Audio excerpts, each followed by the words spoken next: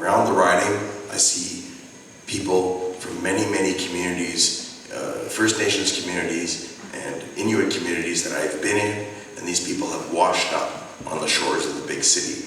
And we have to take that very seriously. And we can't just address the problem with housing in the big city. We have to address the problems of inequality and injustice in Canada up and down.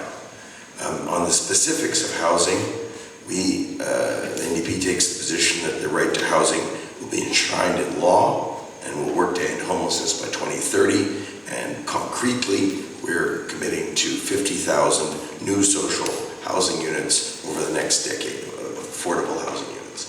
So I would love to get the chance to work on this issue here in NDG Westmount and nationally. Thank you. All right, thank you very much. Our next question is coming up, and following will be 376, 376. Does anyone have 376? 376. Yes. Okay. How do I get there? And following that will be 387, 387. 387. 387. Okay, we'll go to you first, and then I'll come back to 387. Check your tickets, please. Go ahead, sir. The federal Liberals and the Conservatives have declared war on the environment and biodiversity and destruction of wilderness with their pro-oil and gas development plans. In fact, Justin Trudeau went down to Texas as Prime Minister to get an award from the oil and gas industry. Appreciated his efforts. Canada is third in terms of deforestation globally, and recent studies came out showing that there's been 50% or near 50% declines in wildlife in Canada, and we're seeing the extinction of many species happening. My question is for the Greens, for the NDP and the Bloc, what specific plans would you put in place to ensure that Canada protects as much wilderness and biodiversity as possible?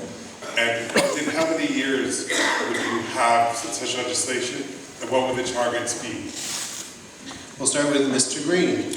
So we have, again, very ambitious plans to protect biodiversity, beginning with expanding the amount of protected land and water areas in Canada by 30%. But on top of that, there's a number of other measures that are very important in terms of protecting biodiversity. And just to say, this is the other emergency that the scientists at the United Nations have been ringing the alarms about. They are literally talking about 1 million extinctions by the end of this century. And part of that problem has to do with the amount of chemicals we are spraying to produce food. And they've been talking increasingly about an insect apocalypse. We all know what happens when the bottom of the food chain disappears. The rest of us are next. And if we continue with these industrial, chemically intensive modes of food production, we are not only going to be contributing to that insect apocalypse, but we are also going to be contributing to another crisis that the scientists have been ringing the alarms about, and that is soil erosion. So the United Nations has again warned the world, we have 60 harvests left. Like, think about that for a minute. And if we do not protect the soil, again, we are guaranteeing a future of famine for our children. The Green Party is the only party that is proposing to shift our food production over to a local and organic model of food production. Thank you. Madame Jeté.